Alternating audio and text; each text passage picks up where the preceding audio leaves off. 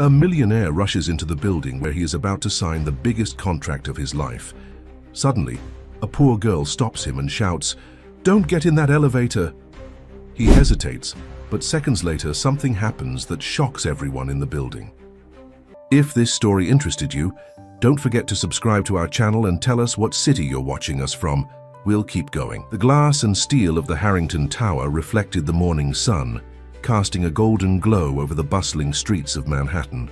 Inside the pristine lobby, Richard Harrington checked his Patek Philippe watch for the third time in 5 minutes. At 45, Richard, Rick to the few who dared claim familiarity, had mastered the art of intimidation through efficiency.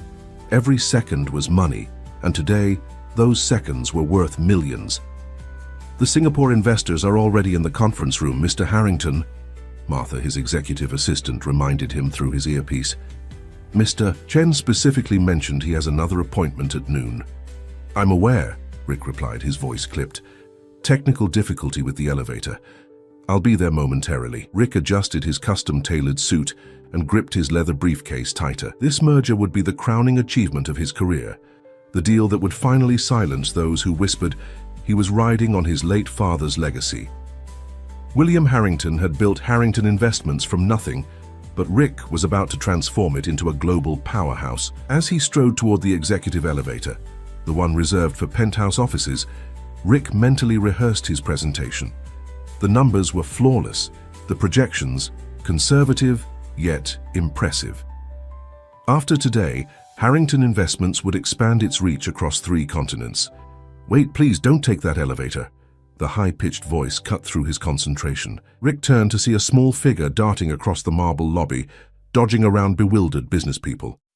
A girl, no older than 12, wearing a faded blue hoodie several sizes too large and jeans with patches at the knees. Her sneakers were worn nearly through, and her dark hair was pulled back in a messy ponytail. The security guard at the front desk was already moving toward her. "Sir, I'm sorry," the guard began. Rick waved him off, irritation rising. "What's the meaning of this?" The girl skidded to a stop before him, breathing hard. Despite her disheveled appearance, her eyes were clear and intelligent. "Please," she said between breaths, "don't take that elevator, it's not safe." "Excuse me?" Rick couldn't hide his annoyance. The security guard hovered uncertainly behind her. "I heard the maintenance guys talking. There's something wrong with the cable. They said it could snap any minute." Her voice trembled but remained firm. "Please, just take the other elevator." Rick assessed her quickly. Dirty clothes, unwashed face, likely homeless, probably trying to create a distraction for some scheme. Manhattan was full of such scams. "Young lady, I don't have time for this. Security, please escort her outside." He pressed the elevator call button. "No!" The girl lunged forward, grabbing his briefcase. "You can't." "Let go!" Rick yanked back, but her grip was surprisingly strong. "This is ridiculous." The elevator doors opened with a soft chime. Rick pulled harder, finally freeing his briefcase from her grasp, but the force sent him stumbling backward. The briefcase fell, papers spilling across the marble floor.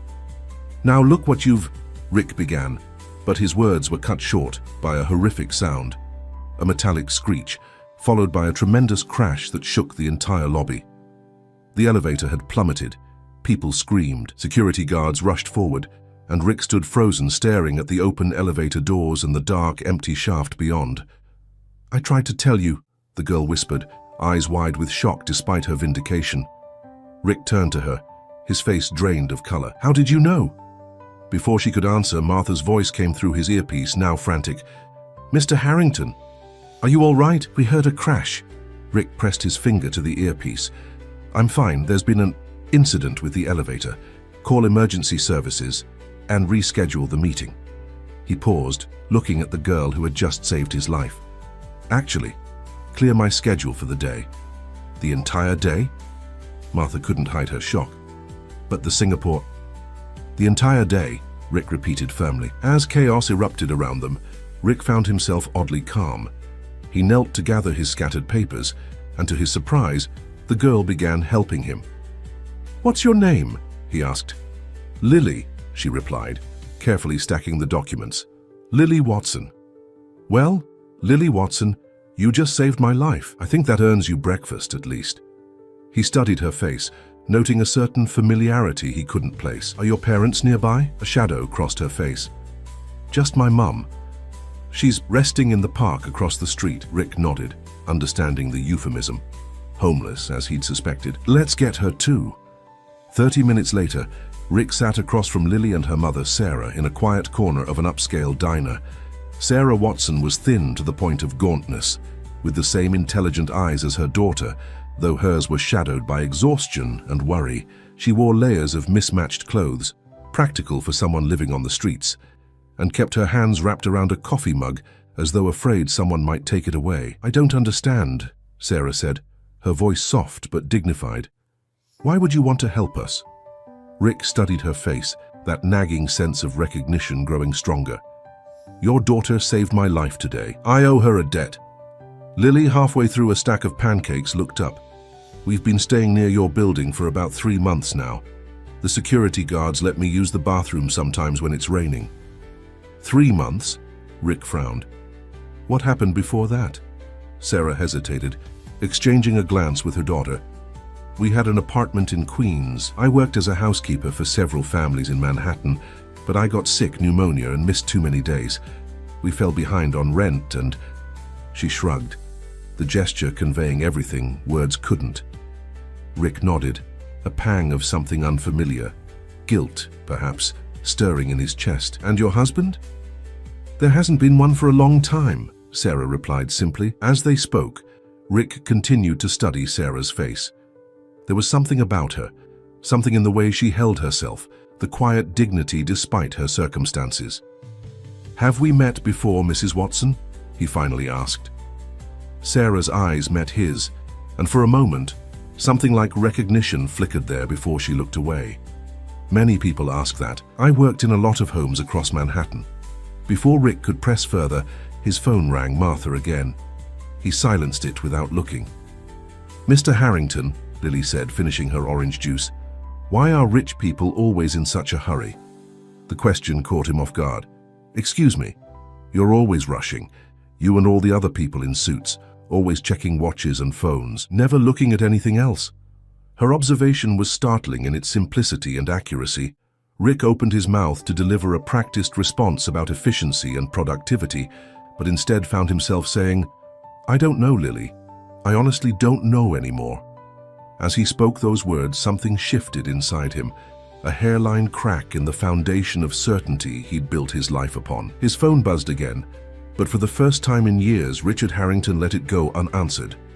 Outside the diner windows, Manhattan continued its relentless pace, but inside, 3 people sat in a moment of unexpected connection, a wealthy businessman and 2 homeless strangers, brought together by a near catastrophe and a child's warning. None of them yet realized how this chance encounter would soon unravel and reweave the fabric of their lives. If this story interested you, don't forget to subscribe to our channel and tell us what city you're watching us from. We'll keep going. The revelation hit Rick like a physical blow. "You're Sarah Watson." His voice had dropped to a whisper. "You worked for my family, for my father." They were now sitting in a private room at the back of the restaurant, which the owner had eagerly provided once he recognized Richard Harrington. Sarah's hands trembled slightly around her coffee cup. "Yes," she admitted, "for almost 15 years." Rick leaned back in his chair, memories cascading through his mind. Sarah Watson had been more than their housekeeper. She had practically raised him after his mother's departure when he was 8. She'd attended his high school graduation, made his favorite meals when he came home from college, comforted him after his first heartbreak, and he had fired her the day after his father's funeral. "I didn't recognize you," he said, the words hollow even to his own ears. "It's been 7 years, Sarah replied. Her voice held no accusation, which somehow made it worse. "People change." Lily looked between them, her young face serious. "Mom never told me she worked for you." "She was more than an employee," Rick said, guilt wrapping around his throat like a vice. "She was family." Sarah's eyes flashed. "Until I wasn't." The memory returned with painful clarity. 29 years old, newly in charge of Harrington Investments, determined to prove himself. Streamlining operations, he'd called it, replacing long-term staff with a modern service company. All employees had received severance packages, generous by any standard but impersonal. Clinical. What happened to the money? He asked. Sarah straightened her spine. There was the medical debt from my mother's cancer treatment, then college savings for Lily. The rest lasted about 3 years. You have a daughter in college? Rick was confused. No, Sarah said softly. Lily is my youngest. Jessica is 20 now, studying nursing at QNY.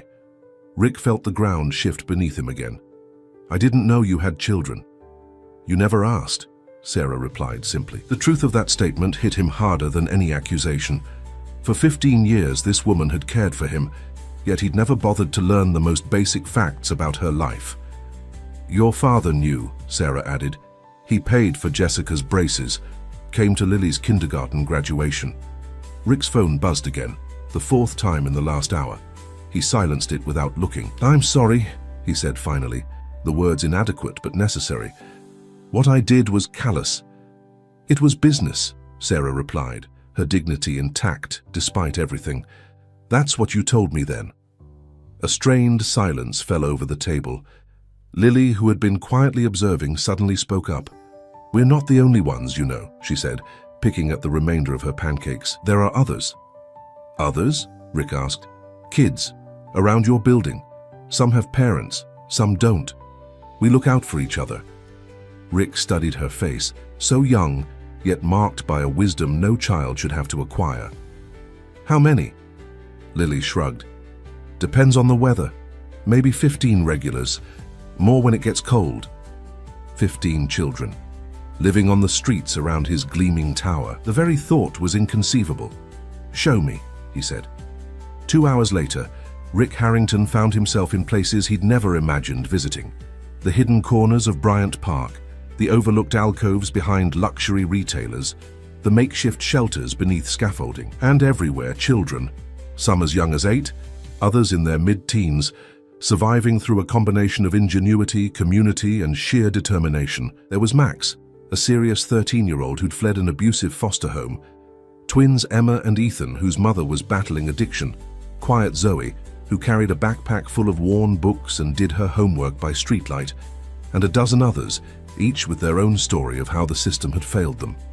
They approached Lily with easy familiarity, eyeing Rick with understandable suspicion. A man in a $3,000 suit did not belong in their world. He's okay, Lily assured them. He's helping us today. Why? Asked Max, the self-appointed guardian of the group. His eyes narrowed in distrust. It was a fair question, one Rick wasn't sure he could answer. Why indeed? He'd spent his adult life in pursuit of wealth and status, measuring success in acquisitions and profit margins. These children, these struggles, they weren't his concern. Yet here he stood, his merger forgotten, watching as Lily distributed food she'd saved from breakfast to those who looked hungriest. Mr. Harrington owns the big building on 5th, Lily explained, the one with the fountain in the lobby. Fancy, Emma said, her voice both impressed and accusatory. Do you have a swimming pool up there too? No swimming pool, Rick replied, finding his voice. Just a lot of offices and people who think they're very important. Are you important? Zoe asked, looking up from her dog-eared copy of To Kill a Mockingbird. Rick considered the question. I used to think so. Sarah, who had been quietly observing, stepped forward. We should go, Lily. Mr. Harrington has seen enough. Actually, Rick said, I haven't. He spent the rest of the day with them, walking the streets of Midtown Manhattan with new eyes. He bought meals for the children, listened to their stories, witnessed their daily struggles. He saw how Lily was respected among them, not just liked but looked up to despite her age. She knew which restaurants would give away unsold food at closing time, which security guards would turn a blind eye to kids sheltering in loading docks during rainstorms, which public bathrooms were safest. By late afternoon, his phone had stopped ringing. Martha had given up, likely assuming some emergency had befallen him. The Singapore investors had surely left, the deal possibly lost. Strangely, Rick found he didn't care. As dusk fell, he invited Sarah and Lily to dinner, but Sarah shook her head. We need to find a place for the night, she explained, the practiced evenness of her voice not quite hiding her exhaustion. The shelter on 28th fills up quickly. Rick looked at his watch, the same watch that this morning had seemed so important. I have a better idea, he said. 30 minutes later, they were riding the service elevator to the penthouse of Harrington Tower. Rick had made a few calls, arranging for immediate housekeeping service and food delivery. "You can stay in the guest suite," he explained as they stepped into his apartment, "at least until we figure out something more permanent." The space was exactly what one would expect from a successful bachelor's Manhattan penthouse, expansive, meticulously designed, and utterly impersonal. No photographs, no mementos, nothing to suggest the personality of its occupant. "It's very clean," Sarah observed diplomatically. Lily was less restrained. "It looks like a hotel," she said, running her hand over the pristine white sofa. "Do you actually live here?" Rick looked around, seeing his home through their eyes. "I suppose I just sleep here." The food arrived, enough for 10 people, though Rick had only specified family-style dinner. As they ate at his rarely used dining table, he found himself more relaxed than he'd been in years. The conversation flowed easily, centered mostly around Lily's observations of life in the building. "The lady on the 14th floor sneaks her cat in every day in a special purse," she reported, reaching for another breadstick. "And the man who works at the coffee shop in the lobby gives away free pastries to old people when his boss isn't looking." "How do you know all this?" Rick asked, genuinely curious. Lily shrugged. "I watch. Nobody notices kids like me, so I see everything." After dinner, Rick showed them to the guest suite, a bedroom with an adjoining sitting area and private bathroom. "There are clean clothes in the drawers," he said. "The housekeeper brought them. They might not fit perfectly, but they're better than nothing for now." Sarah stood in the center of the room, her expression unreadable. "Why are you doing this?" It was the same question Max had asked earlier, and Rick still wasn't sure of the answer. "Your daughter saved my life. And this is payment?" There was no judgment in her tone, only curiosity. Rick considered the question. "No," he said finally. "This is awakening." Later, after Sarah and Lily had retired for the night, Rick sat in his home office staring at his silent phone. 27 missed calls, 42 text messages, 8 increasingly urgent emails from Martha. The Singapore deal was unraveling. The investors were offended by his absence. The board was calling an emergency meeting. 7 years ago, this would have been unthinkable. A career-ending disaster. Tonight, Rick found it difficult to care. Something fundamental had shifted in his worldview, as though he'd been living in a house with all the curtains drawn, and someone had suddenly thrown them open. He picked up his phone and dialed Martha's number. "Rick?" She answered immediately, her voice thick with worry. "Are you all right? What happened?" "I'm fine," he assured her. "But I need you to do something important first thing tomorrow morning." "Anything," Martha said, relief evident in her voice. "The board meeting is at 9, and I've already drafted talking points to salvage the Singapore—" "Not that," Rick interrupted. "I need you to research how to legally establish a charitable foundation, and I'll need $50 million transferred from my personal accounts." The silence on the other end of the line was profound. "Martha, are you there?" "Yes," she said finally. "Just making sure I heard you correctly. Did you say $50 million? "Yes," Rick confirmed, surprising himself with his certainty. "And find out what permits we'd need to convert the 14th floor conference rooms into temporary housing." "Housing? In the office building?" Martha's voice had risen an octave. "Rick, are you sure you're all right?" Rick looked out his window at the glittering Manhattan skyline, thinking of the children sleeping in shadows beneath those lights. "For the first time in a very long time, Martha," he said quietly, "I think I might be." If this story interested you, don't forget to subscribe to our channel and tell us what city you're watching us from. We'll keep going. The Harrington Towers 42nd floor boardroom had never felt so hostile. Rick sat at the head of the polished mahogany table, 11 pairs of eyes fixed on him with expressions ranging from concern to outright hostility. "Let me get this straight," said Victor Blackwell, the eldest board member and his father's oldest friend. "You abandoned a $60 million deal with Singapore to help homeless children?"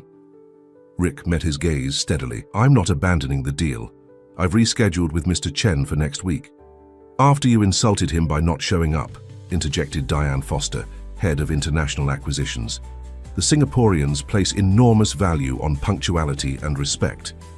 "A mechanical failure nearly killed me yesterday," Rick replied evenly. "I think that warrants a schedule adjustment." "And this?" Victor consulted the document before him. "Harrington Community Foundation, $50 million of your personal funds. That's correct. And the proposal to convert our 14th floor conference spaces into, what did you call it? Temporary housing and educational facilities. Rick leaned forward. We have 15,000 square feet of underutilized space. The East Wing conference rooms are booked less than 20% of the time. Jonathan Pierce, Rick's longtime rival and the company's COO, spoke for the first time.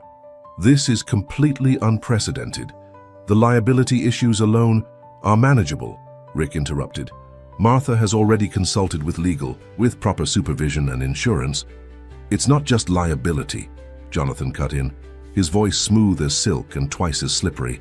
It's image, perception. Do you think our high net worth clients want to ride the elevator with street children?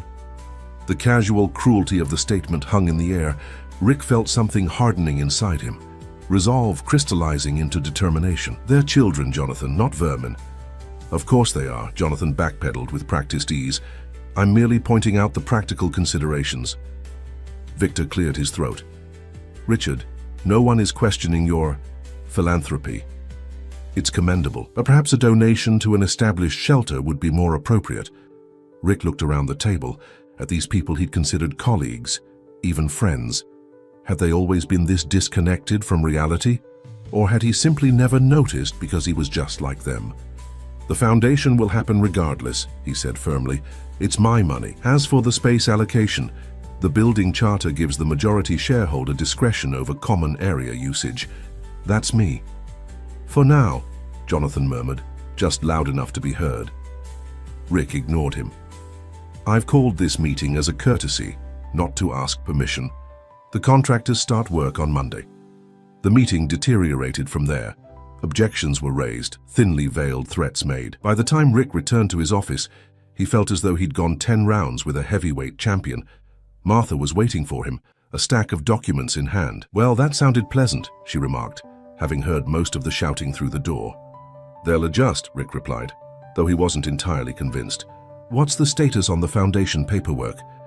Preliminary filing complete, Martha reported. The lawyers need another day for the full documentation, and the contractors are confirmed for Monday, though the building manager nearly had a coronary when I told him. Rick smiled for the first time that day. You're remarkably efficient at implementing crazy plans. 7 years as your assistant, Martha replied with a hint of a smile. I've had practice. His intercom buzzed. Mr. Harrington, there's a situation in the lobby, came the security guard's hesitant voice. Rick exchanged a glance with Martha. What kind of situation? A young girl is asking for you. Says her name is Lily Watson. Rick was already moving toward the door. I'll be right down. He found Lily standing in the center of the lobby, surrounded by a semicircle of security guards. Unlike yesterday, she wasn't alone. Max, the serious 13-year-old, stood beside her, along with the twins Emma and Ethan, and 2 other children Rick didn't recognize. Lily, he said, approaching the group, is everything all right? Where's your mother? Mom's at the apartment applying for jobs online, Lily explained. But we have an emergency. Max stepped forward, clearly uncomfortable but determined. Zoe's sick, really sick. She's been coughing all night and can't keep anything down. She needs a doctor, Emma added, her young face pinched with worry. But we don't have money and the free clinic doesn't open until Monday. Rick looked at the assembled children. Dirty clothes, solemn faces, eyes too old for their years. Where is she now? Bryant Park, Ethan said. Behind the library. Damon's watching her. Rick turned to the security guards. Call my car service, immediately. 20 minutes later, Rick found himself in the emergency room of New York Presbyterian Hospital, surrounded by children who regarded the clean, bright space with visible unease.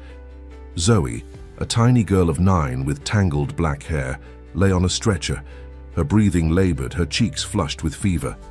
Pneumonia, the doctor confirmed after the examination, fairly advanced. She'll need to be admitted.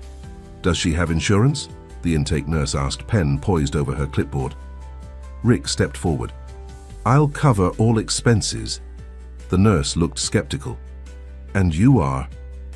Her uncle, Rick lied smoothly, producing his platinum credit card. Please ensure she receives the best care possible.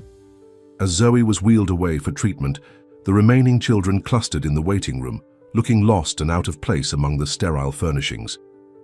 Is she going to be okay? Lily asked, her voice small. Yes, Rick assured her, hoping he was right. The doctors here are excellent. What happens when she gets better? Max asked, practical as always. She doesn't have anywhere to go. Rick didn't have an answer for that, not yet. Let's worry about getting her well first. While the children dozed in the waiting room chairs, Rick made a series of calls. First to Sarah, explaining the situation and asking her to bring fresh clothes for the children. Then to Martha, instructing her to expedite the renovations on the 14th floor.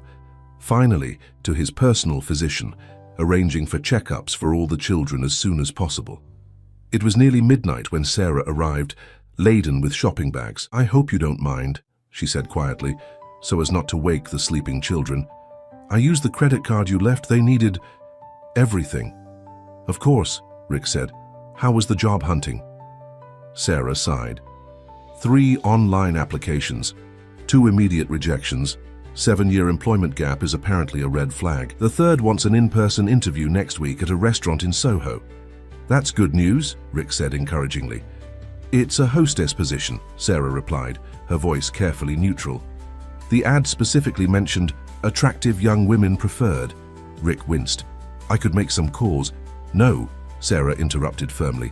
I appreciate everything you're doing, Rick, but I need to stand on my own feet. Her pride was intact, despite everything. Rick found himself admiring her resilience, even as he ached to make amends for his past callousness. Mom! Lily had awakened and rushed to embrace her mother. They took Zoe to a room upstairs. Mr. Harrington said he's paying for everything. Sarah's expression was complicated, gratitude warring with concern. That's very generous. It's the least I can do, Rick said. Listen, it's late. Why don't you take the kids back to the apartment? I'll stay with Zoe. Are you sure? Sarah asked. Positive.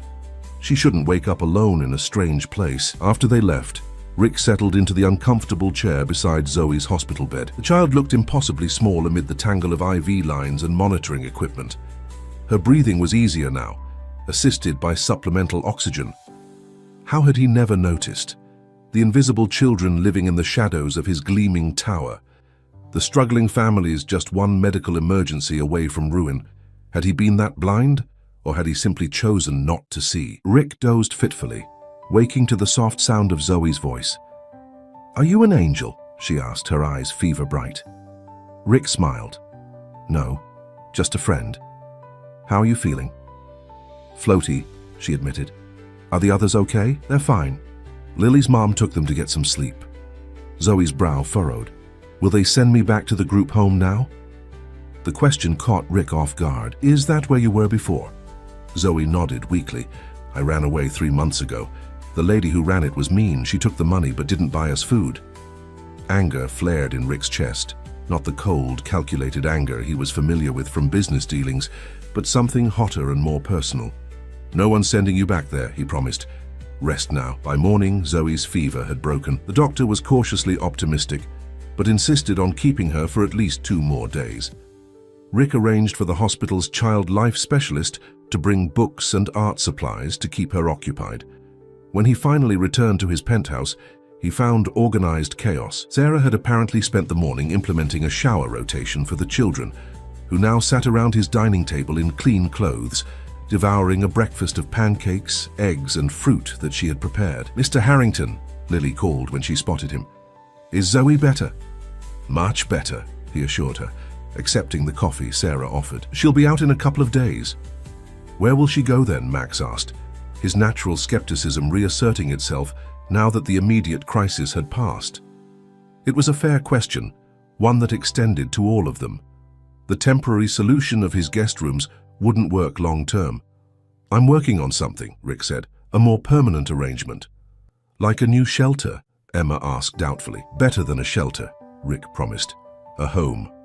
Over the next 3 days, Rick divided his time between the hospital, the office, and overseeing the rapidly progressing renovations on the 14th floor. The contractors, incentivized by a substantial bonus for speed, worked around the clock. The Singapore investors, surprisingly, had agreed to reschedule after Martha explained the circumstances. The board members had retreated into sullen acceptance, though Rick noted Jonathan Pierce spending unusual amounts of time in closed-door meetings with people who weren't Harrington employees. On Tuesday afternoon, Rick was reviewing the Foundation's articles of incorporation when his phone rang. The caller ID showed an unfamiliar number. "Mr. Harrington?" The voice was female, professionally brisk. "This is Councilwoman Patricia Morgan's office. The Councilwoman would like to meet with you regarding your project at Harrington Tower."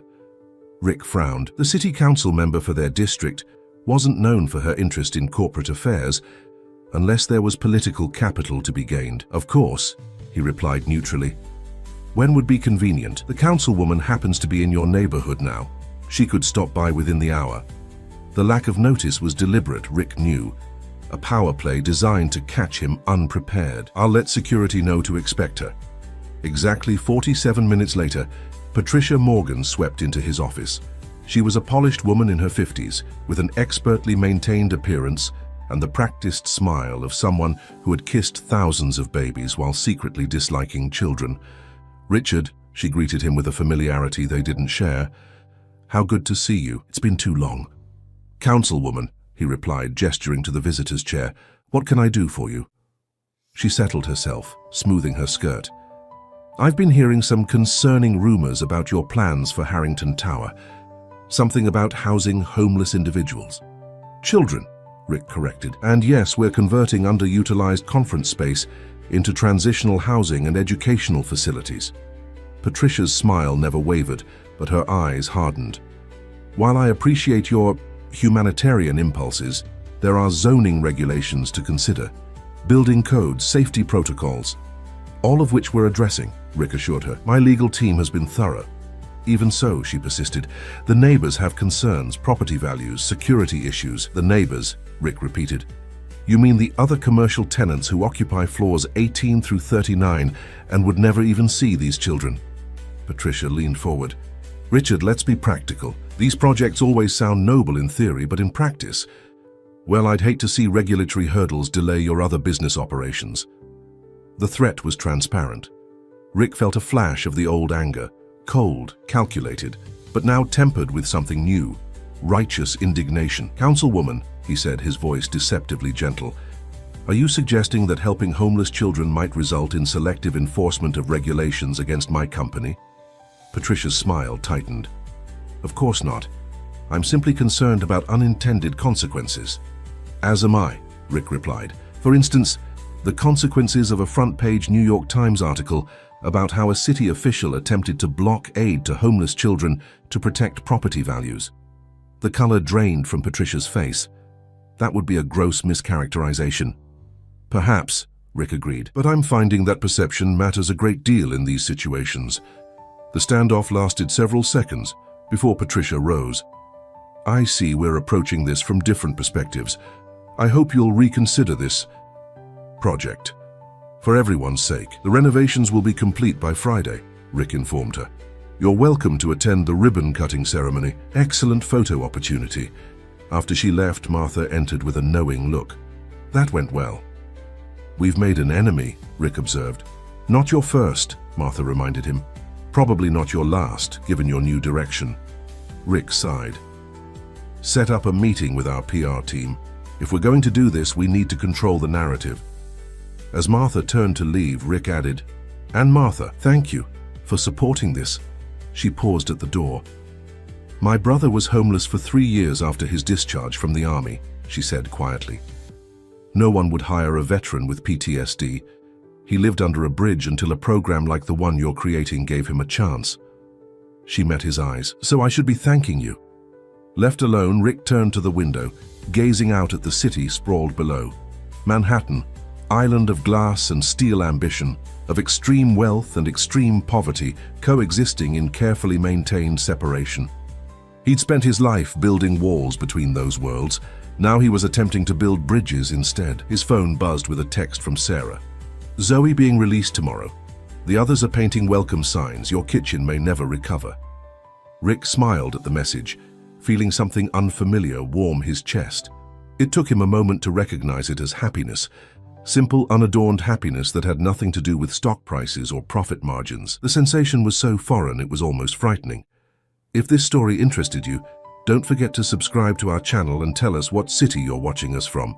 We'll keep going. Friday morning dawned clear and cool, a perfect New York autumn day. The renovations on the 14th floor had been completed with remarkable speed, a testament to what unlimited resources and round-the-clock labor could accomplish. The space had been transformed. The sterile conference rooms were now bright, welcoming dormitories with privacy partitions and custom storage solutions. The executive lounge had become a communal kitchen and dining area. The presentation hall was now a classroom and activity center. There was even a small medical office where a volunteer pediatrician would hold weekly clinics. Rick walked through the space, Martha at his side, checking final details before the children arrived. "It's remarkable," Martha observed. "I never would have imagined this space could look so warm." Rick nodded, satisfaction washing over him. The designers outdid themselves. "The press will be here at noon," Martha reminded him. "The mayor's office called. He's sending a representative. Apparently, your project has garnered attention." "Positive or negative?" "Mixed," Martha admitted. "The Daily News is running with Billionaire's redemption. The Post went with Manhattan Madness. Tycoon turns tower into teen hostel." Rick laughed. "Could be worse." "It likely will be," Martha cautioned. Trevor Wilson from Channel 8 confirmed. He's not exactly known for balanced reporting. Trevor Wilson was New York's most notorious tabloid journalist, a man who had built his career on sensationalism and barely concealed character assassination. "Let him come," Rick said with more confidence than he felt. "We have nothing to hide." The elevator chimed and Sarah stepped out, followed by Lily and the other children. Zoe was with them, still looking pale but significantly improved. "This is incredible," Sarah breathed, taking in the transformation. The children reacted with varying degrees of awe and suspicion. Some, like Lily and the twins, immediately began exploring, exclaiming over details like personalized cubbies and brand new books. Others, particularly Max and the older boys, remained near the elevator, as though ready to flee at the first sign of trouble. "You actually did it," Max said, his customary skepticism tinged with reluctant admiration. "I said I would," Rick replied simply. "Yeah, but adults say lots of things," Max countered. Rick couldn't argue with that. "Fair point. How about a tour?"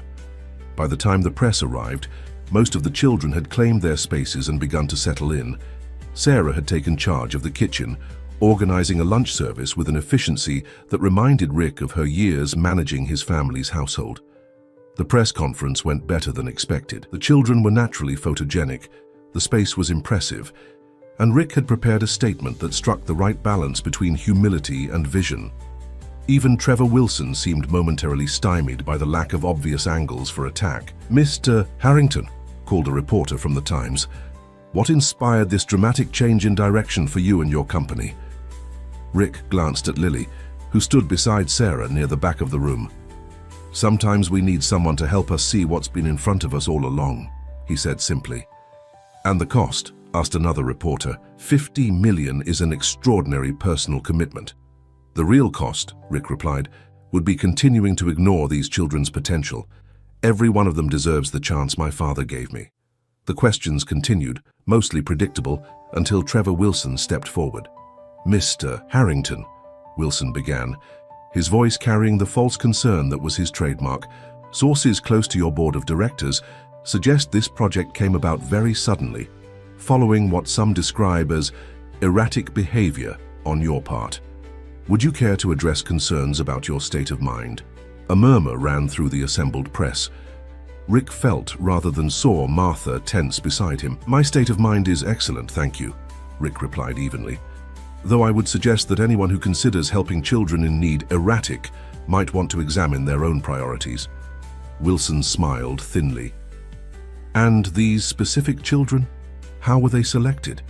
There are thousands of homeless youth in New York City." "We're starting with those in our immediate community," Rick explained. "The plan is to expand as we refine our approach." "And your relationship with Sarah Watson?" Wilson pressed. "Our research indicates she was formerly employed by your family before being terminated by you personally. Now she appears to be running this facility. Some might call that unusual." Rick's stomach tightened. Someone had been feeding Wilson information, specific information that wasn't in the press release. "Ms. Watson is a valued member of our team," Rick replied carefully. "Her experience in childcare and household management makes her ideally suited for this role." So her rapid elevation from homeless to housing director has nothing to do with personal relationships? Wilson's insinuation hung in the air. Before Rick could respond, Lily stepped forward. "Mr. Harrington helped us because I saved his life," she said clearly. "The elevator cable broke and he would have been hurt if I hadn't warned him." The room fell silent, all attention turning to the small girl in her new, clean clothes, standing straight-backed and defiant. "And my mom is in charge because she's the best at taking care of people," Lily continued. "She always has been. That's why Mr. Harrington's dad kept her around for 15 years. Wilson seemed momentarily thrown by the direct intervention. "Out of the mouths of babes," he muttered, before pivoting. Which raises another question. What oversight is in place for these children? What prevents this from becoming, shall we say, an inappropriate environment? Rick felt a surge of anger. "That's enough, Mr. Wilson. These children have state-appointed caseworkers, and we've partnered with established social service agencies for ongoing support. If you're implying anything else, I suggest you state it plainly or not at all." The press conference ended shortly after, with Martha skillfully steering the remaining questions towards safer topics, like educational programs and community integration. But the damage had been done. Wilson's insinuations would make the evening news, planting seeds of suspicion and controversy. As the last of the reporters filed out, Jonathan Pierce lingered, his expression one of practiced concern. "Quite a performance," he remarked to Rick, though I noticed the Singapore investors weren't in attendance. "The meeting is Monday," Rick replied tersely. "Hey, you know that." Jonathan raised an eyebrow. "If they show up. After Wilson's report airs tonight, they might have second thoughts about partnering with a company whose CEO is being questioned about his judgment." "Did you feed him that information?" Rick asked bluntly. Jonathan's smile was all innocence. "I'm hurt you would think that, though it's interesting that your mind immediately goes to internal sabotage. Perhaps these changes are affecting your paranoia as well as your business sense." Before Rick could respond, Sarah approached with Zoe at her side. "The children would like to show you something," she said, pointedly ignoring Jonathan. Jonathan looked Zoe up and down, his expression calculating. "Charming," he murmured. "Though I wonder what the health department would say about having recently ill children in a food preparation area." Zoe shrank back, and Sarah's expression hardened. "The doctor cleared her," she said firmly, "and the kitchen meets commercial standards." "Of course," Jonathan said smoothly. "I'm merely thinking of liability concerns. As a board member, it's my responsibility." "Your concern is noted," Rick said coldly. "If you'll excuse us." The children had prepared a surprise, a hand-painted banner strung across the dining area that read, "Thank you, Mr. Harrington," in wobbly, multicolored letters. Each child had signed their name, decorating the margins with drawings of stars, hearts, and what appeared to be the Harrington Tower, with tiny stick figures holding hands around it. "We all worked on it," Lily explained proudly. "Even Max." Max shuffled his feet, embarrassed. "I just did the lettering," he muttered.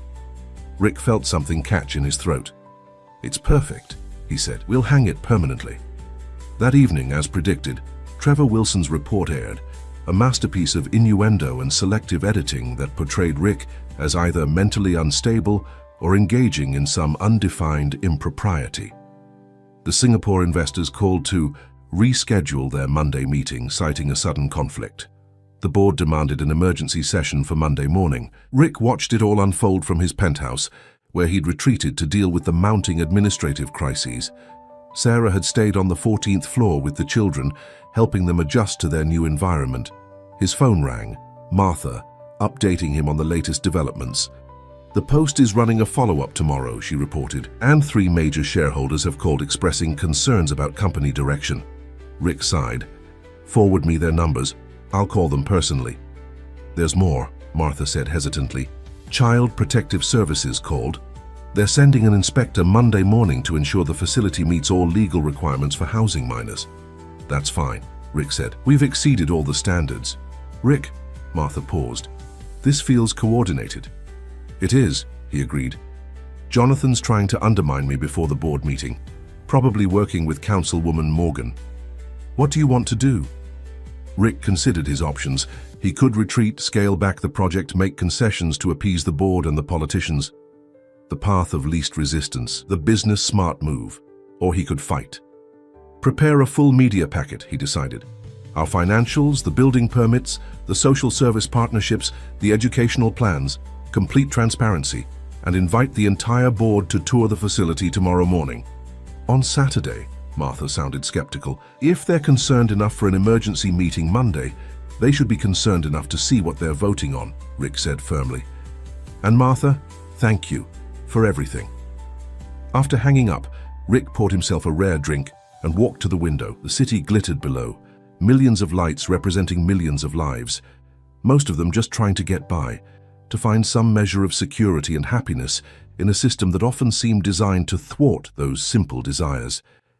He'd been part of that system, had benefited enormously from it, had never questioned it until a homeless child had saved his life. The elevator chimed, announcing a visitor. Rick turned, surprised. He wasn't expecting anyone. Lily stood in the entryway, still in her day clothes despite the late hour. Lily? Is everything all right downstairs?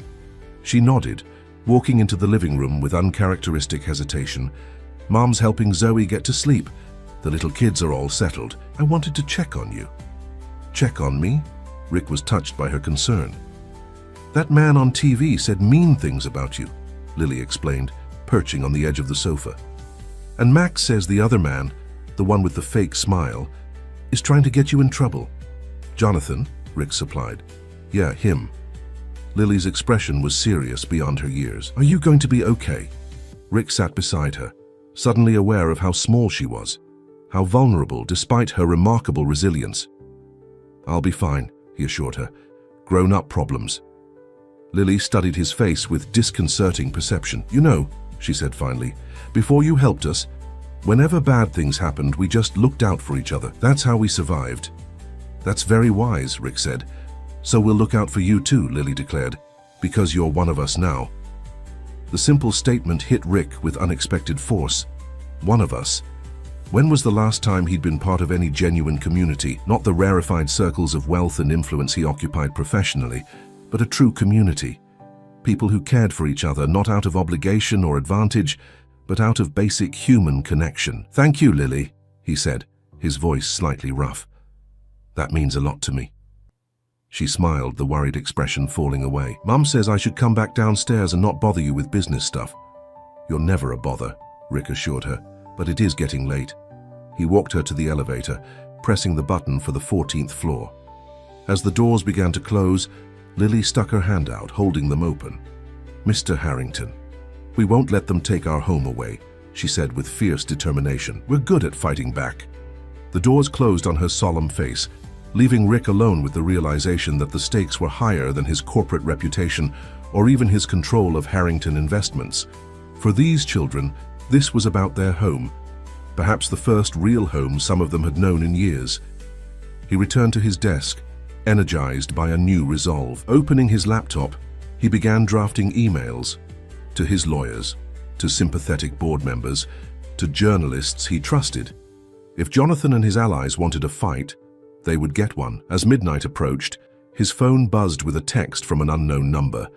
The message contained only a photograph of Rick's car in the tower's underground garage, the hood open, a shadowy figure leaning inside. The timestamp showed it had been taken just 3 hours earlier. A chill ran down Rick's spine. This wasn't just corporate politics anymore.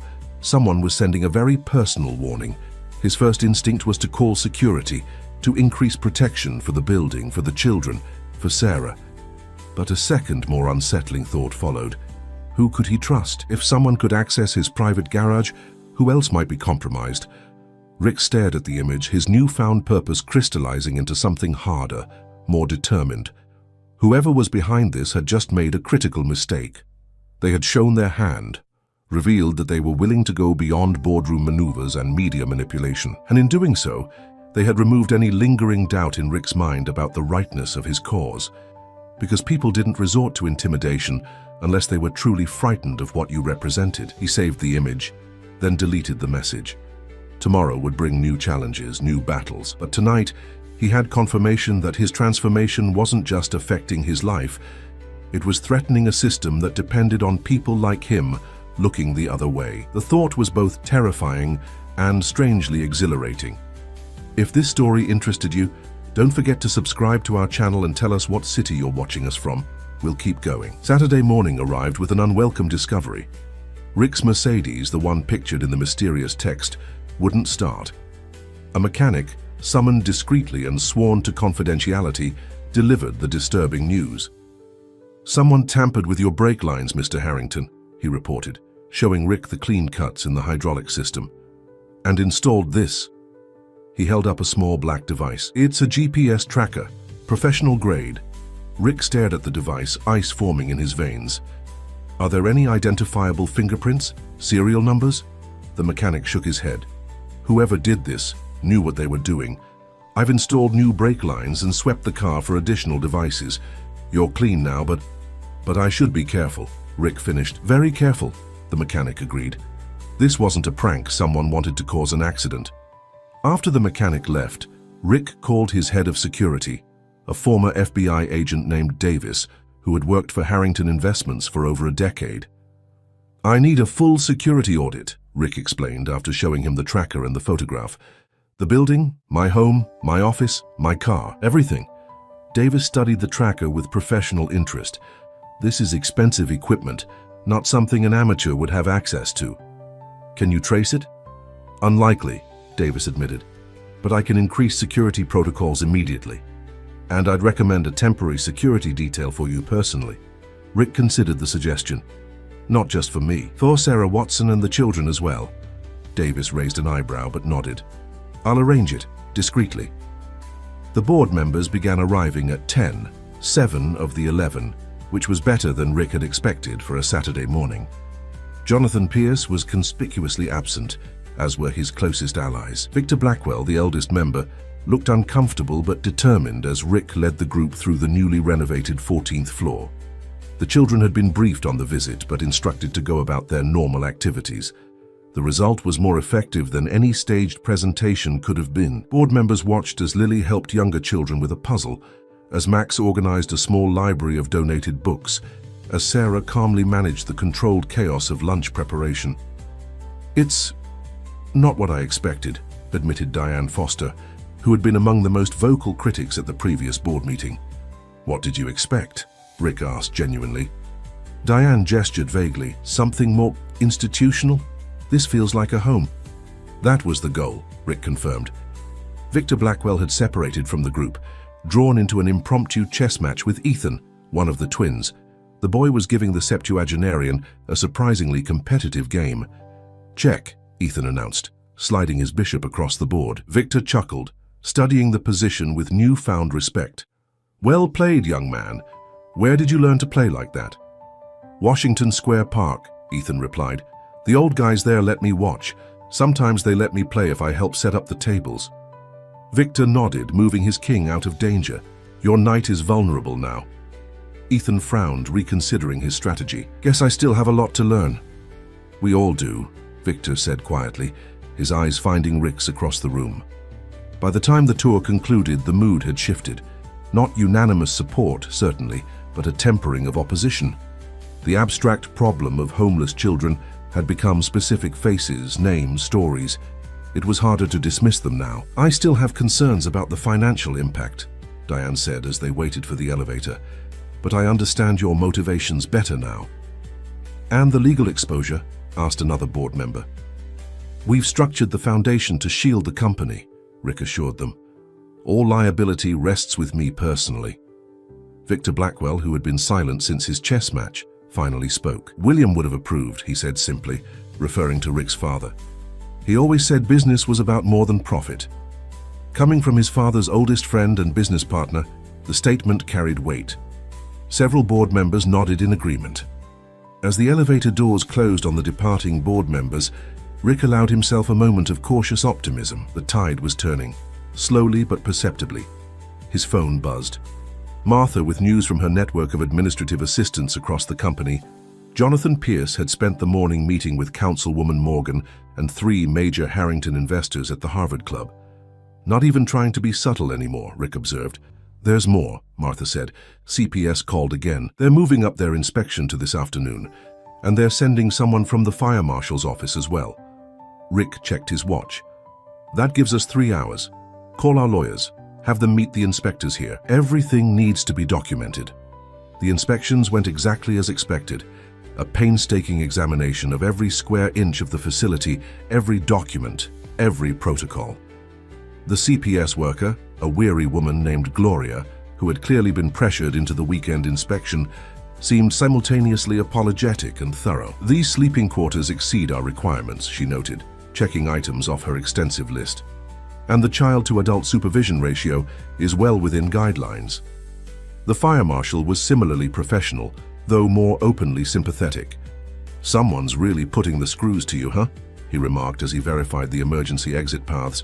"This is the third urgent inspection I've been sent on this month, all for Councilwoman Morgan's special requests." "Politics," Rick said diplomatically.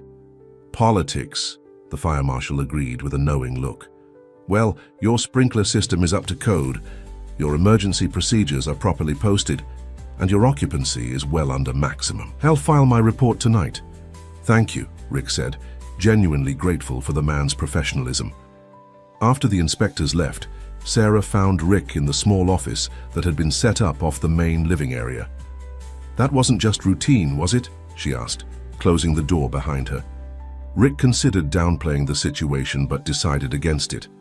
Sarah deserved the truth. "No, someone's trying to find a reason to shut us down." Sarah nodded, unsurprised. The children noticed they're worried. "I'm handling it," Rick assured her. "Like you're handling the person who tampered with your car?" Sarah asked quietly. Rick stared at her, startled. "How did you—" "Lily overheard you talking to your security man," Sarah explained. "She's concerned." Rick made a mental note to be more careful about sensitive conversations.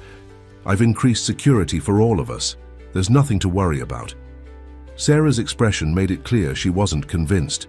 "Rick, I appreciate everything you're doing, but I need to know if my daughter, if any of these children are in danger because of it." "They're not," Rick said firmly, hoping he was right. "This is about me, about the changes I'm making. Some people aren't happy about it." "Your business partner? The one with the too perfect smile?" "Jonathan, yes." Rick sighed. "Among others." Sarah studied him with that same penetrating gaze Lily often used, seeing beyond the composed exterior to the worry beneath. "You know, when you fired me 7 years ago, I was angry. Not just because of the job, but because I thought William's son had turned into exactly the kind of man William despised." The observation stung, but Rick couldn't deny its truth. "You weren't wrong?" "Maybe not then," Sarah conceded. "But people change. You've changed." She paused. "Are you afraid?" "Of Jonathan? No. Not of him," Sarah clarified. "Of becoming someone new, of letting go of who you were." The question hit with surprising force. Was that the real source of his anxiety? Not the external threats, but the internal transformation. The Richard Harrington he'd been for 15 years knew exactly who he was. Ruthless, effective, respected, if not loved. This new version was uncharted territory. "I don't know," he admitted. "Maybe." Sarah nodded, understanding. "For what it's worth, the man you're becoming reminds me of William. He was tough in business, but never lost sight of what really mattered." Before Rick could respond, the door burst open and Lily rushed in, her expression frantic. "Damon's gone," she exclaimed. "Gone?" Sarah asked, instantly alert. "What do you mean?" "He went out to get his backpack from their old spot near Bryant Park," Lily explained, words tumbling out. "He was supposed to be back an hour ago. Max went to look for him and saw police cars. They're arresting kids and putting them in vans." Rick was already reaching for his phone. "When did this start?" "Just now," Lily said. "Max is hiding, watching. He says they're saying it's a street cleanup operation, but they're only taking the kids." The implications were clear. With the 14th floor facility now housing many of the local homeless children, those who remained on the streets were being swept up, conveniently removing potential beneficiaries of Rick's program. "Call Davis," Rick told Sarah, referring to his head of security. "Tell him to get someone to Bryant Park immediately, then call this number." He scribbled down his lawyer's direct line. "Explain the situation." "Where are you going?" Sarah asked as Rick grabbed his jacket. "To get Damon," he replied, "and to find out who ordered this operation." The scene at Bryant Park was as Lily had described. Police vehicles lined the perimeter, and officers were methodically clearing the areas where homeless individuals typically gathered. The atmosphere wasn't overtly confrontational, but the intent was clear. Remove the visible signs of homelessness, regardless of where those people would go next. Rick spotted Max hiding behind a planter, watching the proceedings with a street kid's practiced invisibility. He approached carefully, not wanting to draw attention to the boy. "Max," he said quietly. "Where's Damon?" Max jumped slightly, then relaxed when he recognized Rick. "They got him already," he said, his voice tight with anger. "Took him in the first van. He was just getting his stuff, his mom's picture and his lucky baseball." Rick felt a surge of anger. Damon was 14, abandoned by his father, separated from his mother who was in rehab. He'd been one of the first to accept Rick's offer of help, serving as a positive influence on the younger children. "Do you know where they're taking them?" Rick asked. Max shook his head. "Processing center, probably. Then different shelters, wherever there's space. That's what they did last time." "Last time? Yeah, they do this every few months. Politicians call it connecting people with services. We call it getting scattered." Max's cynicism was earned from hard experience.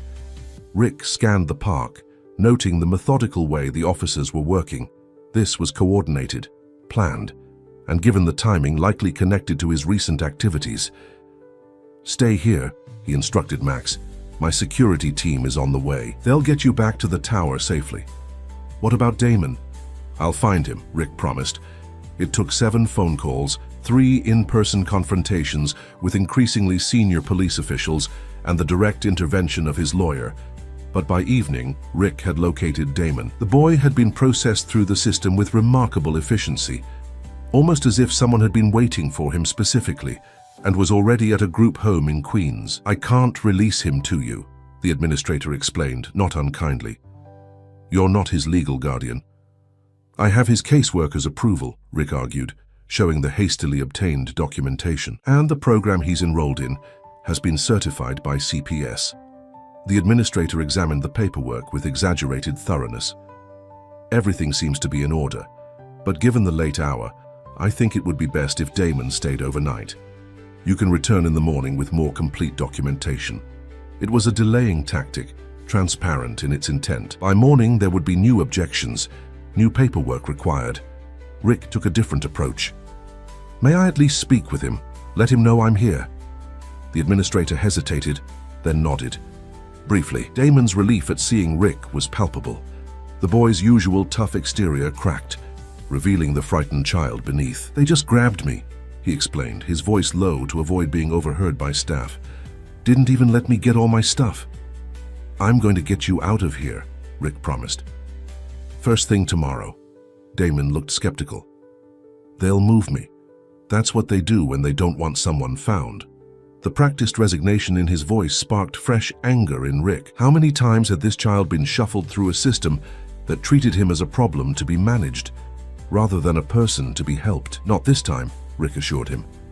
"I have people watching this place all night, and my lawyer will be here at 8 a.m. sharp." Some of the tension left Damon's shoulders. "What about the others, Max?" "Safe," Rick confirmed. "Everyone's accounted for except you, and that's about to be corrected." After leaving Damon with promises and his personal phone number for emergencies only, Rick returned to his car where Davis waited. "We've got eyes on all exits," the security chief reported. "If they try to move him, we'll know." "Good," Rick said. "And the surveillance on Jonathan Pierce?" "In position since 5 o'clock. So far he's had dinner with his wife at Le Bernardin, then drinks at the Yale Club with 2 men we're still identifying." Rick nodded, fatigue finally catching up with him. It had been a long day of confrontations and bureaucratic battles. "Take me back to the tower," he instructed. "I need to update Sarah and the others." The children were still awake when he arrived, clustered anxiously in the common area. Their expressions brightened when Rick confirmed Damon was safe and would be returned the next day. "See? I told you Mr. Harrington would fix it," Lily said to the group, her faith unshaken. Max was less convinced. "They'll try again," he predicted darkly. "Different kids, different places. They want us gone." The statement hung in the air, its truth undeniable. This hadn't been a random police action. It was targeted, intentional. A message. "Why do they hate us so much?" asked Emma, the question heartbreaking in its simplicity. "They don't hate you," Sarah assured her. though her eyes met Rick's with shared understanding. They just don't want to see the problems they don't know how to fix. After the children were finally settled for the night, Rick met with Sarah in the small office. Davis had joined them, along with Martha, who had been coordinating legal and media responses throughout the day. "The pattern is clear," Davis summarized. "First discredit you personally, then attack the program through regulatory channels, then target the children directly. This is escalating." "We need to go public," Martha suggested. "Get ahead of the story before they spin it." "With what?" Rick asked. "Accusations against a city councilwoman? Allegations of corporate sabotage? Without proof, we'd be the ones who look unhinged." "So we get proof," Davis said simply. "My team is good, but this would require specialized skills." Rick understood the implication. "Nothing illegal." "Of course not," Davis assured him. "Just thorough." Sarah, who had been quiet during the exchange, finally spoke. "These people, they won't stop, will they? Not until they've destroyed what you're building here." "Probably not," Rick admitted. "Then why?" she asked. "Why risk everything, your company, your reputation, for this?" It was the question at the heart of everything, one Rick had been asking himself since that first day when Lily had saved him from the elevator. The answer came with surprising clarity. "Because it matters," he said simply. "Because I spent 15 years building a fortune and never once used it for anything that actually mattered." Sarah studied him, seeming to weigh his sincerity. "William would be proud," she said finally. "Not of the money or the buildings, of this." The validation shouldn't have meant as much as it did. He was 45 years old, long past seeking parental approval. Yet her words settled something within him, reinforcing his resolve. "We'll protect the children," he promised, "and we'll expand the program, not contract it. This is just the beginning."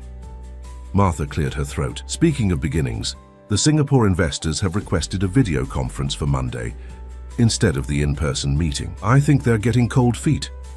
"Set it up," Rick instructed, "and prepare contingencies for their withdrawal." "The stock will take a hit," Martha warned. "The board will use it against you." "Let them try," Rick said, a new edge in his voice. "I still control the majority shares. For now," Davis reminded him. "But hostile moves are often preceded by stock manipulation." The observation hung in the air, a reminder that the forces aligned against them had substantial resources and influence. "We'll address each challenge as it comes," Rick decided, starting with getting Damon back tomorrow. After the others had left, Sarah lingered, concern evident in her expression. "You should get some rest," she advised. "Tomorrow will be another long day." Rick nodded, acknowledging his exhaustion. "I'll try."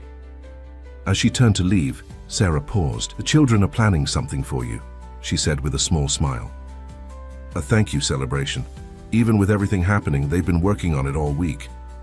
"They don't need to thank me," Rick said. "I know," Sarah replied. "That's exactly why they want to." Left alone, Rick sat heavily in his chair, the events of the day weighing on him. Jonathan's machinations, the political pressure, the blatant targeting of the children. It was a coordinated campaign to force him back into line, to abandon this new path. His phone buzzed with a text from an unfamiliar number. "Walk away now. Last warning." Rick stared at the message, feeling not fear but a growing certainty. He was on the right path precisely because it threatened those who benefited from the status quo. His transformation wasn't just personal, it was a challenge to a system that depended on people like him looking the other way. Instead of replying to the text, he opened his contact list and began making calls. If this was war, he would need allies, people of influence who shared his vision, who could help protect what he was building. By midnight, he had spoken with 3 state senators, a prominent media mogul, 2 Silicon Valley billionaires known for their social justice work, and the head of New York's largest charitable foundation. Each conversation ended with the same commitment: support, resources, and public backing when needed. The empire was striking back.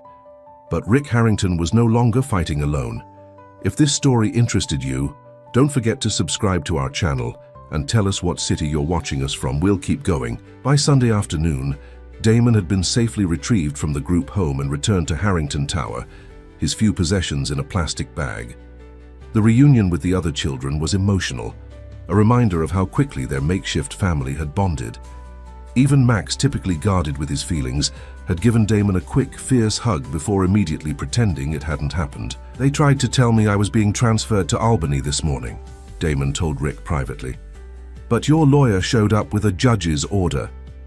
It confirmed Rick's suspicions about the coordinated nature of the opposition. Someone had wanted Damon, and presumably the other children if they'd been caught, dispersed as quickly and widely as possible. Breaking apart their community would undermine the program and, more critically, remove the visible evidence of its necessity. Sunday brought another development. Reporters from 3 major outlets requested interviews about the innovative approach to youth homelessness at Harrington Tower. The story was gaining traction, shifting from Trevor Wilson's innuendos to genuine interest in the program itself. "This is our opportunity to control the narrative," Martha advised during their afternoon strategy session. "Transparency is our best defense now." Rick agreed, scheduling a media tour for Wednesday.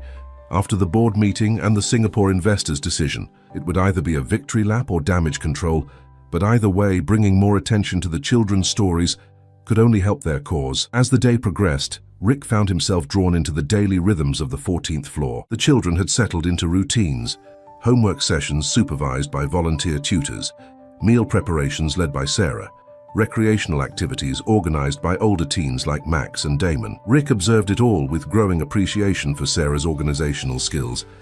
She had transformed a collection of traumatized, distrustful children into a functioning community in a matter of days. "You've done amazing work here," he told her, as they watched the younger children engaged in an art project.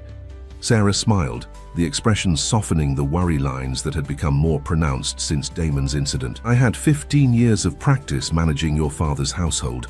This is just a larger family." Family. The word resonated unexpectedly. In creating a home for these children, had Rick inadvertently found something he'd been missing himself? "Mr. Harrington," Lily called from across the room, "we need your help with something."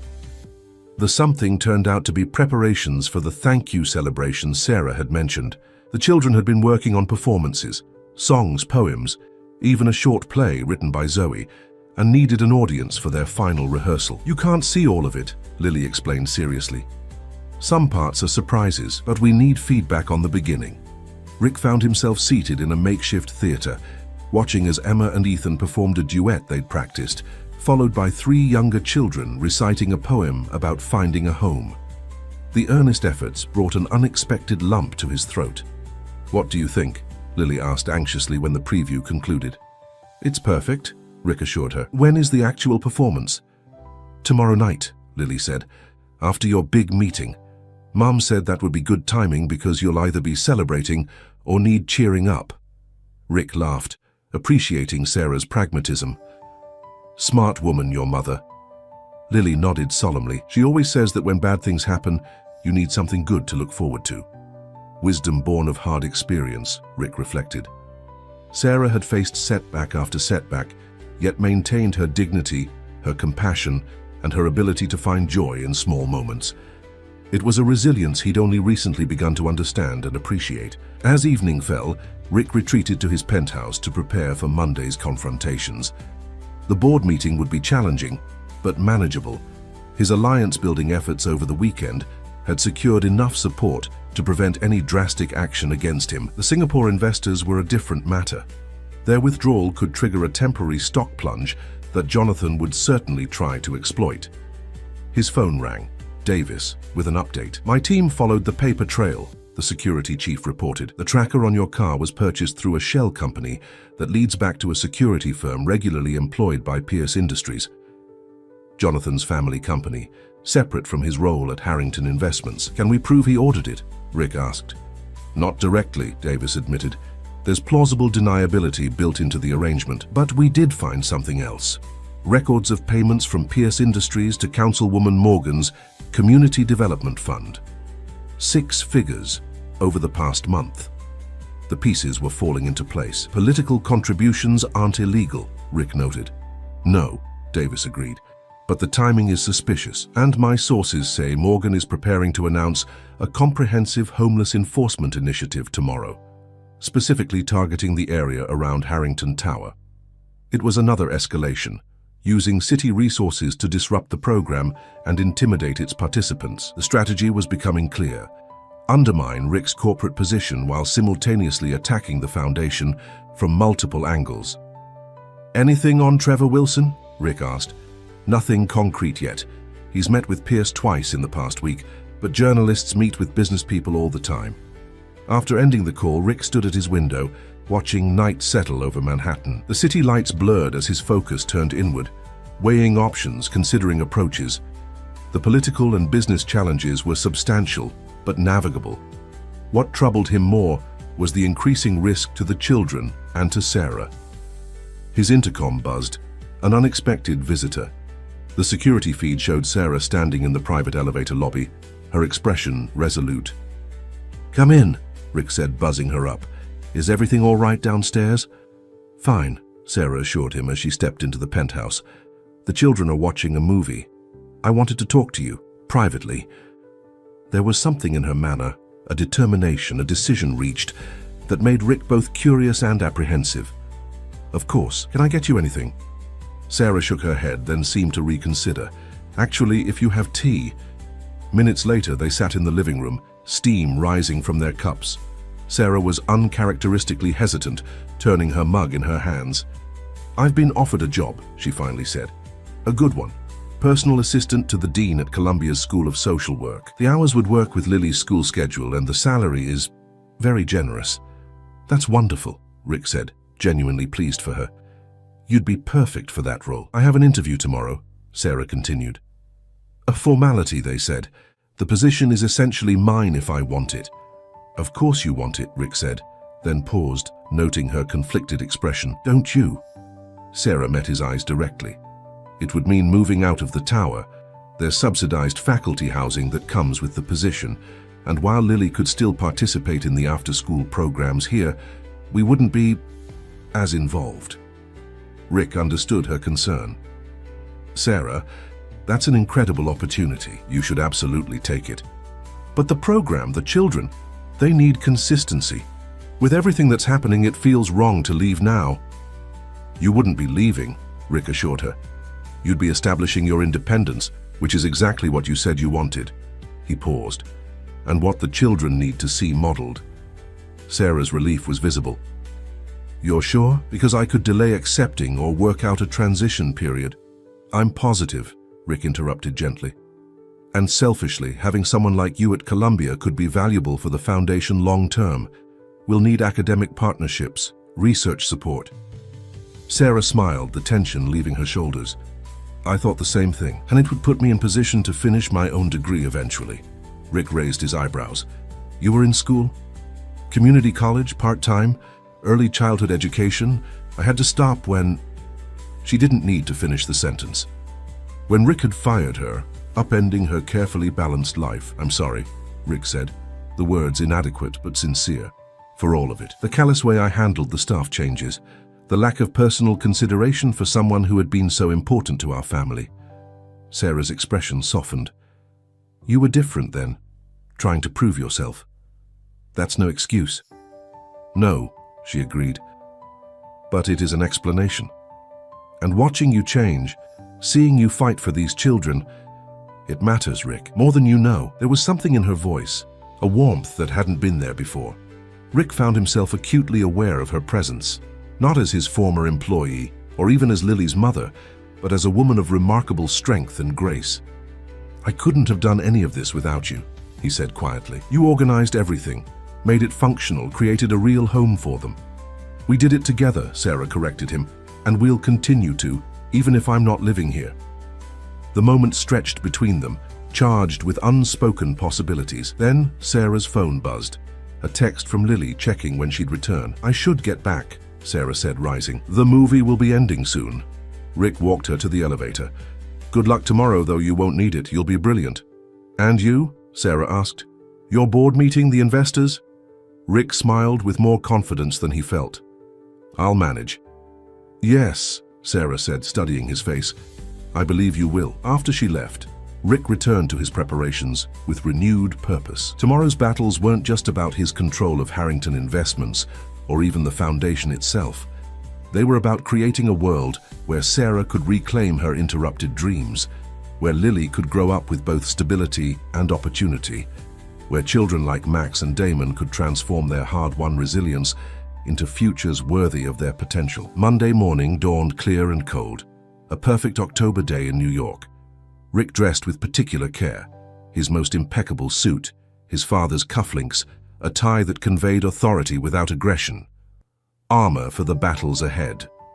The board meeting began at 9 and, as predicted, Jonathan Pierce led the opposition. The strategy was transparent. Highlight the Singapore investors' hesitation, emphasize the regulatory complications with the foundation, suggest that Rick's judgment had become compromised by emotional factors. "We're all sympathetic to charitable impulses," Jonathan said smoothly, his practiced sincerity almost convincing. But the scale and speed of these changes, the personal financial commitment, the regulatory attention, it raises legitimate questions about decision-making at the highest levels of our company. Several board members nodded in agreement, but fewer than Rick had expected. His weekend alliance building had evidently been effective. "If I may," interrupted Victor Blackwell, the eldest board member, "I've known Richard since he was a boy. I've watched him grow into a formidable businessman, sometimes at the expense of the broader vision his father maintained." Rick tensed, uncertain where Victor was heading with this. "What I'm seeing now," Victor continued, "is not a deterioration of judgment but a restoration of balance. William Harrington built this company on the principle that profit without purpose is hollow. That principle has been less evident in recent years. The implicit criticism was fair," Rick acknowledged silently. "The foundation is a separate entity," Victor reminded the board. "Its operations don't impact our corporate structure or finances, and the fact that our CEO is demonstrating social responsibility should be celebrated, not questioned." Jonathan's smile tightened. "Noble sentiments, Victor. But sentiment doesn't drive shareholder value. The Singapore withdrawal is not confirmed," Rick interjected. "The video conference is at noon, and regardless of their decision, we have 3 other potential partners already expressing interest." This was a calculated exaggeration. There were preliminary conversations, but nothing concrete. Still, it served its purpose, creating doubt about Jonathan's narrative of impending disaster. The debate continued for another hour, growing increasingly heated, as Jonathan realized his carefully orchestrated coup was failing. By the time the meeting adjourned, no formal action had been taken against Rick or the foundation, though a special committee had been formed to monitor developments, a face-saving measure for the opposition. "Round 1 to you," Martha murmured as they walked back to Rick's office. But Pierce looked dangerous, not defeated. "He is dangerous," Rick agreed, "and this is far from over." The video conference with the Singapore investors went better than expected. While they expressed concerns about the unusual publicity surrounding Harrington Investments, their primary focus remained the financial projections and partnership structure.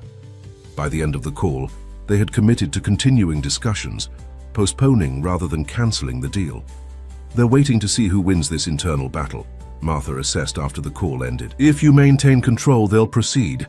If Pierce gains ground, they'll reconsider." Rick nodded, unsurprised. "Standard risk management.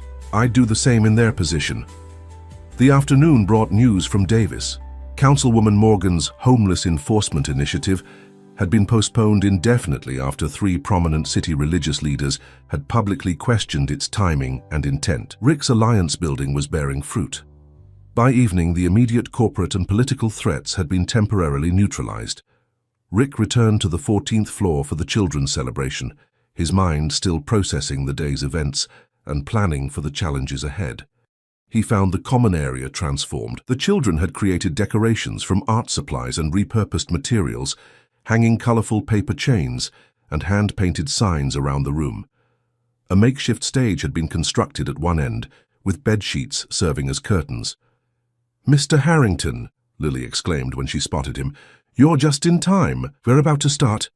The performance was everything Rick could have hoped for, earnest, occasionally off-key, and deeply moving. The children sang songs about home and belonging, recited poems they'd written about their experiences, and performed a play that told the story of their community's formation. The finale featured all the children on stage, including the typically reluctant Max, singing a song they'd composed themselves. The lyrics were simple but powerful, thanking Rick not just for shelter and food, but for seeing them as people with value and potential. As the last notes faded, the children presented Rick with a large handmade card signed by each of them. Inside, beneath the signatures and drawings, was a message written in Lily's careful handwriting. "Thank you for giving us a home. But most of all, thank you for becoming part of our family." Family. There was that word again, carrying even more weight now. These children, their struggles and triumphs, their resilience and vulnerability, they had become more than a cause or a project. They had become people he cared about deeply, connections that transcended his original philanthropic impulse. As the celebration concluded and the children began cleanup, Sarah approached Rick, her expression radiant. "I got the job," she said simply. "I start next week." "That's wonderful," Rick said, genuinely happy for her. "Columbia is lucky to have you." "Thank you," Sarah replied, "for everything. Your recommendation apparently carried significant weight." Rick shook his head. "I just confirmed what they already knew, that you're exceptional." A comfortable silence fell between them, filled with unspoken understanding and growing possibilities. The moment was interrupted by Rick's phone. Davis with urgent news. "Jonathan Pierce just called an unauthorized press conference in the Harrington Tower lobby," the security chief reported. "He's making accusations about financial improprieties related to the foundation. Trevor Wilson is there, along with Councilwoman Morgan." Rick's momentary peace shattered. "I'm on my way down. Should I have security remove them?" Davis asked. "No," Rick decided after a moment's thought. "Let them speak, but make sure our legal team is present, recording everything." Sarah, who had overheard enough to understand the situation, touched his arm. "Be careful," she said softly. "Jonathan Pierce strikes me as a man who's most dangerous when he's cornered." Rick nodded, the weight of responsibility settling over him once more. "Keep the children up here. They don't need to witness this." As the elevator carried him down to the lobby, Rick prepared himself for what was coming. Jonathan's desperate move suggested he knew his methodical campaign was failing. This was a last-ditch effort to create a public spectacle, to force a crisis that would require immediate resolution. The lobby was crowded with reporters, Harrington employees, and curious bystanders. Jonathan stood near the central fountain, Councilwoman Morgan and Trevor Wilson flanking him like lieutenants in a carefully choreographed battle formation. "Serious questions about the financial structure of this so-called charitable foundation," Jonathan was saying as Rick approached. "Specifically, the transfer of $50 million of company-controlled assets without proper board approval. It was a deliberate mischaracterization. The funds had come from Rick's personal accounts, not company resources." Jonathan knew this, which made the accusation not just false but potentially libelous. "Additionally," Jonathan continued, "there are regulatory concerns about the unauthorized conversion of commercial space into residential facilities, particularly for minors with complex legal statuses." Again, a calculated distortion. The renovations had followed all legal requirements, with permits properly obtained and inspections passed. Rick stepped forward, his arrival creating an immediate stir among the assembled press. Jonathan faltered momentarily, then recovered with a predatory smile. "Ah, Richard. Perfect timing. Perhaps you'd like to address these concerns directly." The trap was set. React defensively, appear guilty, stay silent, seem complicit. Rick chose a third option. "I'd be happy to," he said calmly, approaching the impromptu podium Jonathan had established. "Though I'm surprised by the forum, given that these matters were addressed in this morning's board meeting, a meeting you attended, Jonathan." Turning to the press, Rick continued with practiced ease. "The Harrington Community Foundation is a separate legal entity from Harrington Investments, funded entirely from my personal assets. The board was informed of its creation as a courtesy, not for approval, which was not required." Jonathan attempted to interject, but Rick continued smoothly. "As for the renovations, all required permits were obtained, all inspections passed, and all regulatory requirements met. In fact, both the Fire Marshal and Child Protective Services have specifically commended the facility's design and operations." Councilwoman Morgan stepped forward.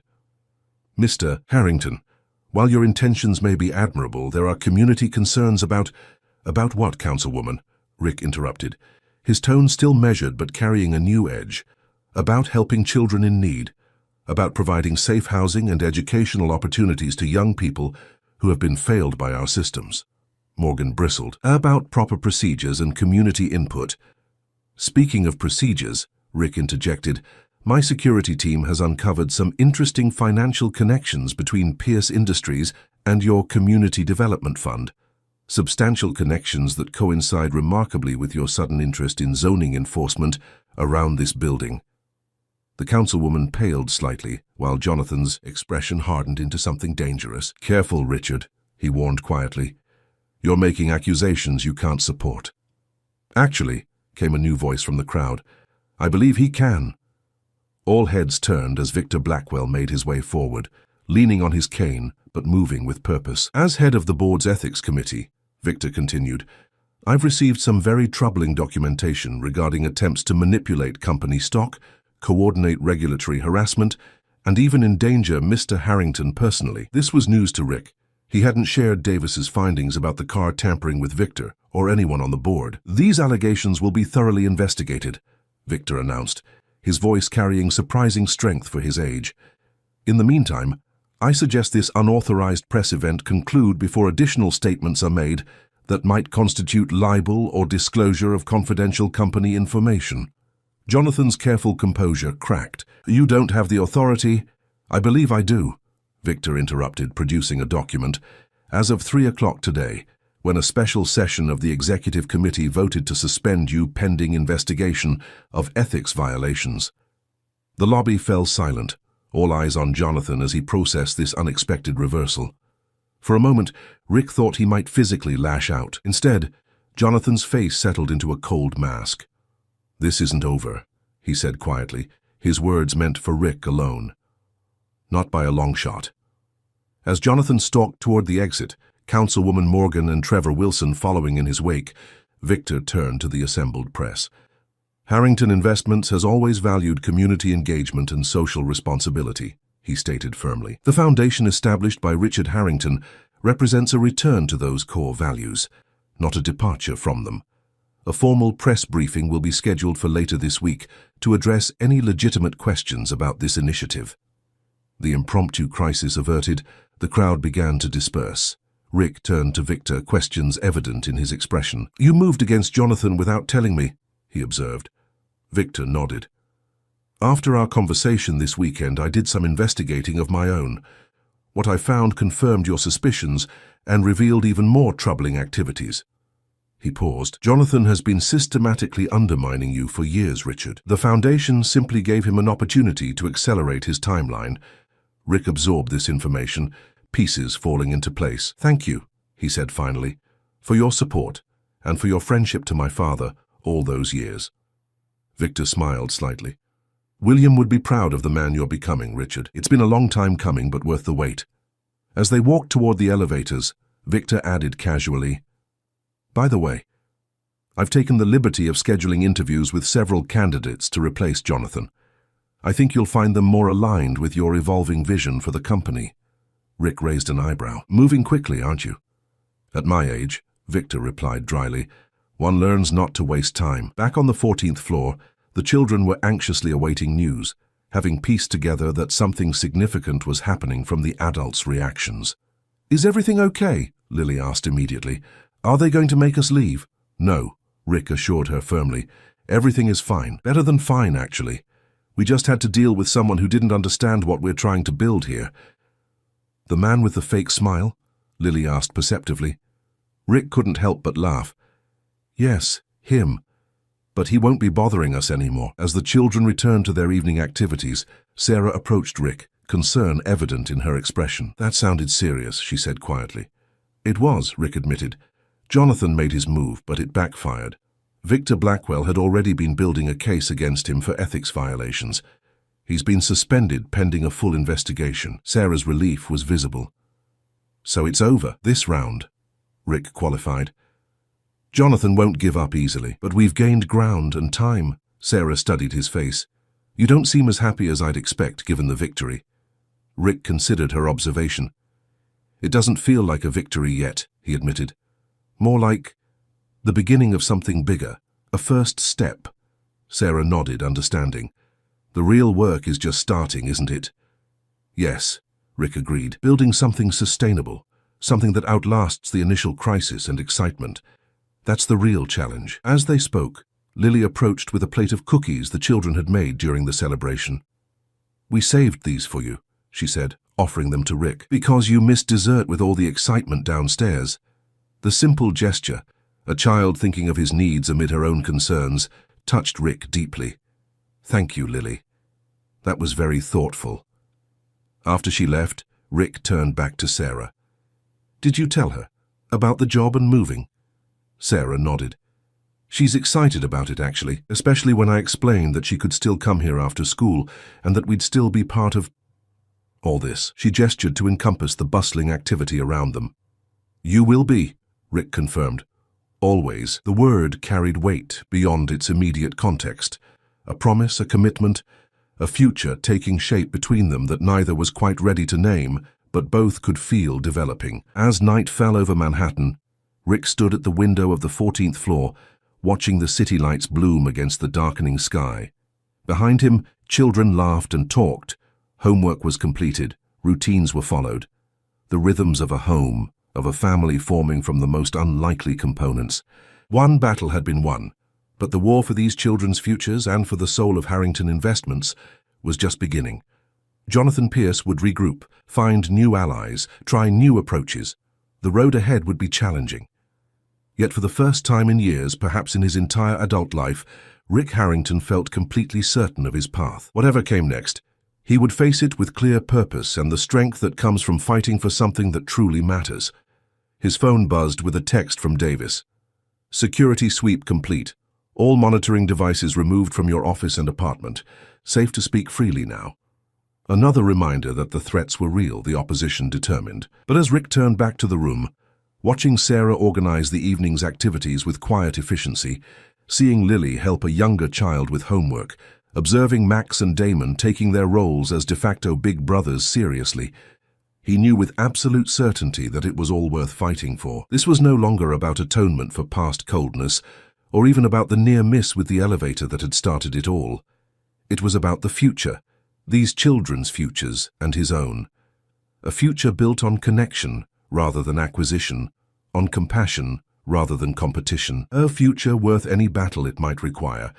If this story interested you, don't forget to subscribe to our channel and tell us what city you're watching us from. We'll keep going. 6 months later, spring sunshine streamed through the windows of the Harrington Community Center, formerly the 14th floor of Harrington Tower, now expanded to include the 13th floor as well. What had begun as an emergency shelter for 15 children had evolved into a comprehensive support system, serving over 50 young people and their families. Rick stood at the back of the classroom, watching as Max led a coding workshop for younger children. The transformation in the once cynical teenager was remarkable. Given responsibility and resources, Max had discovered both a talent for technology and a gift for teaching. He now talked about college, about creating educational apps for disadvantaged youth, about possibilities that would have seemed impossible just months earlier. "He's quite the instructor," observed Dr. Emily Chen, the child psychologist who had joined the foundation as its director of youth services. "NYU's computer science department is already talking scholarship potential." Rick nodded, pride evident in his expression. "He's worked hard." "They all have," Emily agreed, "but having someone believe in them makes all the difference." The past 6 months had brought challenges and victories in equal measure. Jonathan Pierce had launched a legal battle over his suspension, attempting to paint Rick's actions as corporate malfeasance rather than legitimate philanthropy. The case had collapsed when evidence emerged of Jonathan's own ethical violations, including the car tampering incident, which had been traced definitively to a security contractor on Pierce Industries' payroll. Councilwoman Morgan had withdrawn from public view after a series of investigative articles detailed her connections to developers seeking to gentrify neighborhoods around Harrington Tower. Developers who viewed homeless services as obstacles to their plans. Her political career effectively ended. She had been replaced by a councilman who actively supported the foundation's work. The Singapore deal had ultimately proceeded, though with modified terms that included significant corporate social responsibility components. Under Rick's guidance, Harrington Investments had begun integrating ethical considerations into all its business decisions, not as window dressing, but as fundamental operating principles. Most importantly, the children were thriving. With stable housing, consistent education, medical care, and psychological support, they were beginning to heal from their various traumas. Some had been reunited with family members who, with proper support, could now care for them. Others were progressing through the system toward permanent placements or independent living programs. "Mr. Harrington," Zoe approached, her once frail frame now healthy, her eyes bright with purpose. "Can I show you something?" She led Rick to a display of artwork in the community room, paintings and drawings created by the children as part of their therapy sessions. Zoe pointed to her own contribution, a remarkably skilled watercolor depicting the Harrington Tower with rays of light emanating from the 14th floor. "It's called The Building That Sees Us," she explained, "because that's what happened. You saw us when nobody else did." Rick studied the painting, moved by its symbolism and the talent it revealed. "It's beautiful, Zoe. You have a real gift. Dr. Chen says I could go to art school someday," Zoe said, hope and uncertainty mingling in her voice. "Do you think that's possible?" "I think anything is possible for you," Rick replied with complete sincerity, "and the foundation will support your education wherever it takes you." The Harrington Educational Trust was another innovation, a dedicated fund ensuring that any child who passed through their programs would have financial support for higher education or vocational training. It was Rick's answer to the question that had haunted him: what happens to these children when they age out of youth services? His phone buzzed with a text from Sarah. "Meeting running late. Can you pick up Lily from school? Parent-teacher conferences today." The request was routine now, part of the comfortable partnership they had developed over the months. Sarah had excelled in her position at Columbia, quickly becoming indispensable to the dean, while simultaneously pursuing her own degree in social work. Lily split her time between their new apartment near campus and the community center, where she maintained her role as unofficial ambassador and morale officer. Rick's relationship with Sarah had evolved gradually from mutual respect to deep friendship, and eventually to something more. Their first official date had been 3 months ago, dinner at a small Italian restaurant with no publicity or pretension. Since then, they had carefully built something meaningful, mindful of the complex dynamics their history created. "Of course," Rick texted back. "Parent-teacher conferences still terrify me, but I'll manage." Sarah's response came quickly. "Just remember to ask about her science project. She's been nervous about it." Rick smiled at the domestic normality of the exchange, so different from the crisis-driven communications that had dominated his life for years. The change wasn't just in his professional priorities, but in how he experienced time itself. Days once measured in deals and acquisitions were now marked by children's milestones, shared meals, quiet evenings with Sarah, and the gradual building of something that felt remarkably like happiness. After ensuring Max had everything needed for his workshop, Rick made his way to the executive elevator, nodding to familiar faces as he passed. The once clear distinction between the business and community spaces of Harrington Tower had blurred. Executives now regularly volunteered in the center. Lawyers offered pro bono assistance to families navigating the system. Marketing professionals helped youth prepare resumes and interview skills. The tower itself had become a model of corporate social integration, drawing visitors from companies around the world seeking to replicate its approach. Rick had embraced the role of reluctant evangelist, using his business credibility to advocate for similar programs in commercial districts nationwide. Outside, spring had transformed Manhattan, trees in the adjacent park sporting fresh green leaves. Rick walked the few blocks to Lily's school, enjoying the simple pleasure of movement and fresh air, another change from his formally scheduled to-the-minute existence. "Mr. Harrington," Lily called, spotting him from the school steps where she waited with a teacher. At 12 and a half, she was on the cusp of adolescence, her childish exuberance gradually giving way to a more measured demeanor, but her smile remained unreservedly joyful when she saw him. "Mum texted you were coming," she explained as she reached him. "Ms. Winters wants to talk about my science project." Ms. Winters, a 30-something teacher with intelligent eyes and practical clothing, extended her hand. "Mr. Harrington, thank you for coming. Lily's project is quite remarkable, actually." The conference revealed what Rick had already suspected. Lily was thriving academically, her natural intelligence flourishing in a stable environment with consistent support. Her science project, a study of urban green spaces and their impact on community well-being, had been selected for a citywide competition. She's combining data analysis with social impact assessment, Ms. Winters explained with evident pride. It's graduate-level thinking, honestly. My mom helped with the survey design, Lily admitted, and Max taught me how to make the graphs on the computer. But the concept and execution are all yours, Rick reminded her. That's what matters. Walking back toward Harrington Tower, Lily chatted about school, friends, and her ongoing role as junior advisor to the foundation. The title had been created specifically for her, acknowledging her unique position as both beneficiary and catalyst for the entire enterprise. Damon got accepted to that summer program at MIT, she reported, and Zoe's painting won first place in the district art show. Oh, and Emma and Ethan are both doing that advanced math thing at Hunter College now. Rick listened, savoring her evident pride in her friend's achievements. The children had formed bonds that went beyond circumstance. They had become a community, supporting each other's growth and celebrating each other's victories. And how about you, he asked. Excited about the science competition? Lily considered the question with characteristic thoughtfulness. Yes, but also nervous. What if the judges don't understand why it matters? Why green spaces aren't just nice but necessary? Then you'll help them understand, Rick said simply. That's what leaders do. Lily glanced up at him, surprised by the characterization. I'm not a leader. Aren't you? Rick countered gently. Who was it that organized the Homework Buddies program? Or convinced the older kids to mentor the younger ones? Or persuaded the building manager to convert that unused courtyard into a community garden? Lily blushed slightly, unused to having her accomplishments listed so directly. That's just helping. Leadership often looks like helping, Rick observed, the best kind anyway. As they reached Harrington Tower, a familiar figure waited by the entrance. Sarah, her meeting evidently concluded earlier than expected. She waved, smiling as they approached.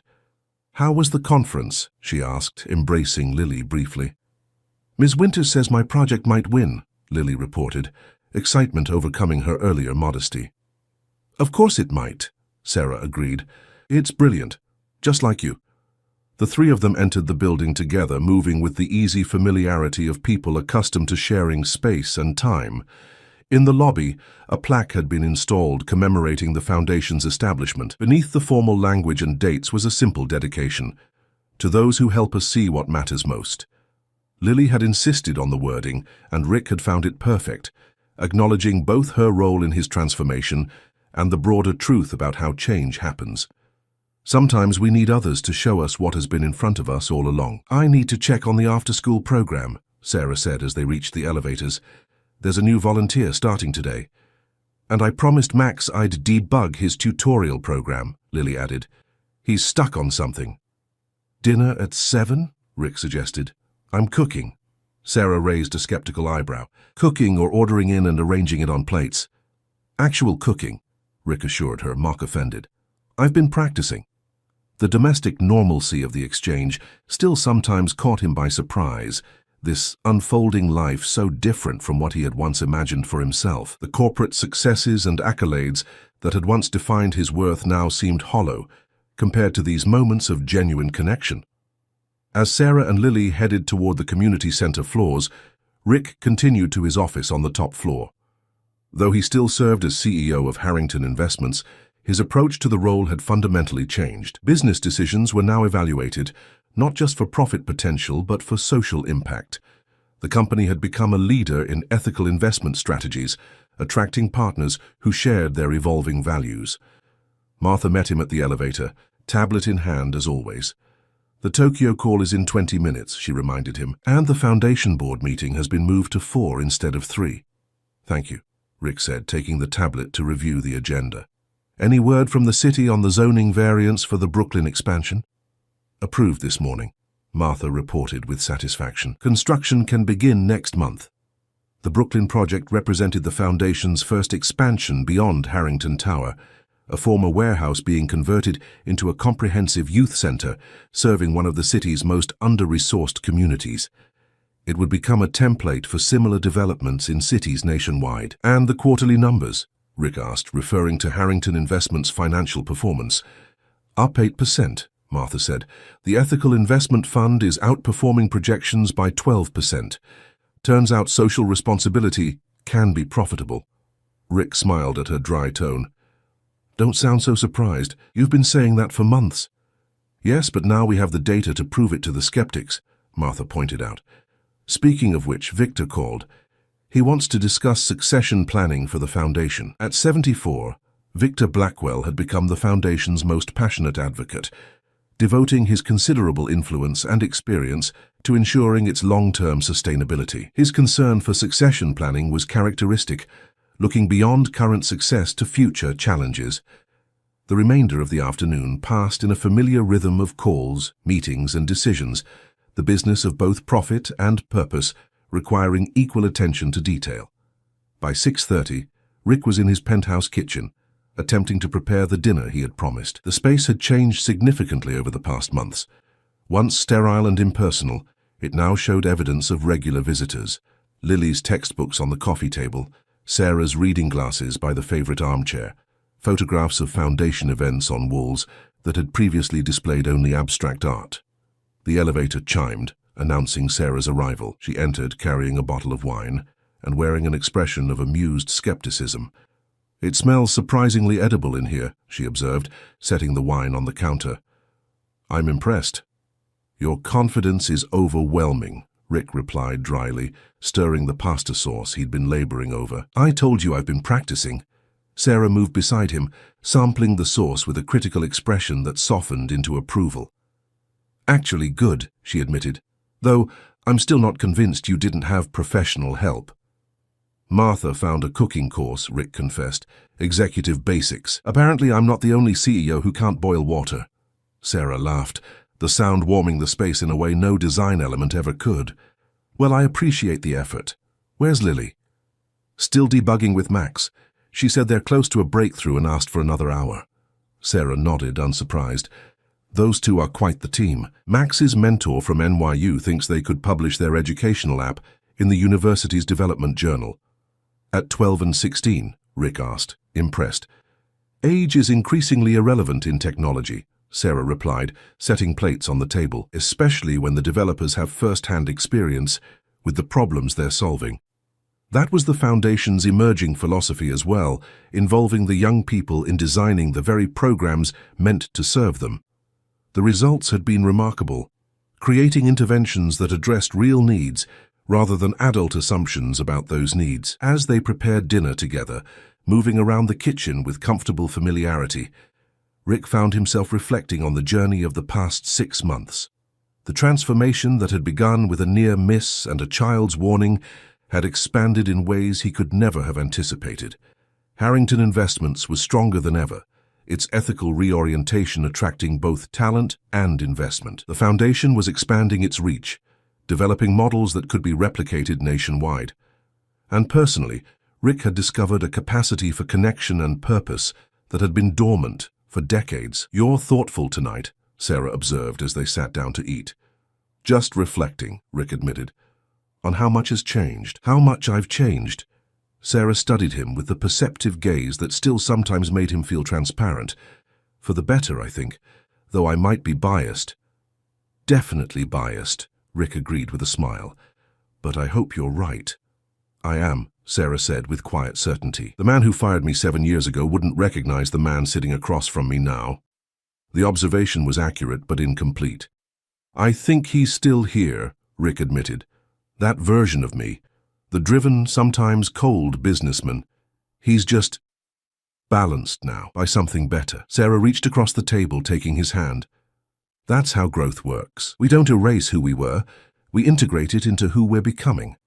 Her wisdom, born of hard experience and resilient optimism, remained one of the qualities Rick most admired. Sarah had every reason to be bitter about how life had treated her, yet she approached each day with grace and purpose. I have something to show you, Rick said, reaching for a folder he'd placed on the adjacent chair. The Foundation's 5-year plan. Victor and I have been working on it. Sarah reviewed the document with professional interest, asking astute questions about scaling, funding mechanisms, and evaluation metrics. But when she reached the final page, the governance structure, She paused, her expression shifting to surprise. Executive Director Sarah Watson, she read, looking up at Rick with wide eyes. This is a job offer. A future one, Rick clarified. When you complete your degree. The board unanimously agreed you're the ideal person to lead the foundation long term. You understand both the mission and the operations better than anyone. Sarah set the document down carefully. Rick, I don't know what to say. You don't have to decide now, he assured her. It's part of succession planning, looking ahead 2 years. It's not that, Sarah said, her voice uncharacteristically uncertain. It's everything. From homeless to this, sometimes it doesn't seem real. It's real, Rick said firmly. You earned this, Sarah. Every step, the board sees what I see. Your extraordinary capacity to transform vision into reality. Sarah was quiet for a moment, processing. And what about us? She finally asked. If I'm running your foundation, our foundation, Rick corrected gently. And we'd figure it out, the same way we've figured everything else out, together. The word hung in the air between them, carrying implications beyond its immediate context. Together. It had become the foundation of their approach to challenges, to opportunities, to the intertwined future they were gradually building. The elevator chimed again, announcing Lily's return. She bounded into the apartment with characteristic energy, her earlier sophistication giving way to excited adolescence. We fixed it, she announced triumphantly. The app works now. Max says we can start testing with the younger kids tomorrow. Her enthusiasm was contagious, shifting the mood back to celebration. As they ate dinner, Lily described the technical challenges they'd overcome, her explanation peppered with coding terminology that she didn't realize was advanced for her age. And Ms. Chen thinks it could help kids who are just coming into the program, she concluded. You know, the ones who are behind in school because they missed so much. Like you were, Rick thought but didn't say. The transformation in Lily was perhaps the most remarkable of all. From a child fighting for daily survival to a young innovator creating solutions for others facing similar challenges. After dinner, as Lily worked on homework at the dining table, Rick and Sarah moved to the living room with coffee. Through the window, Manhattan glittered below. The city Rick had once viewed primarily as a marketplace now revealed as a complex ecosystem of human needs and possibilities. I've been thinking about your offer, Sarah said quietly, about the foundation directorship. And? Rick asked, careful not to pressure her. I think I'd like to accept, she said thoughtfully, but with conditions. Rick raised an eyebrow, intrigued. Such as? A co-director structure, Sarah proposed. Someone from the business side partnering with someone from the social services side. Complementary expertise. Rick considered the suggestion. That makes sense. We could start looking for candidates. I already have someone in mind for the business side, Sarah interrupted with a small smile. Someone who's demonstrated remarkable growth in understanding social impact. Who has the financial expertise and the personal commitment? It took Rick a moment to understand her implication. Me? But I'm still running Harrington Investments. For now, Sarah agreed. But Victor mentioned you've been talking about transitioning to a chairman role in the next year or two. Less day-to-day management, more strategic direction. Rick hadn't shared those discussions with Sarah, though he shouldn't have been surprised that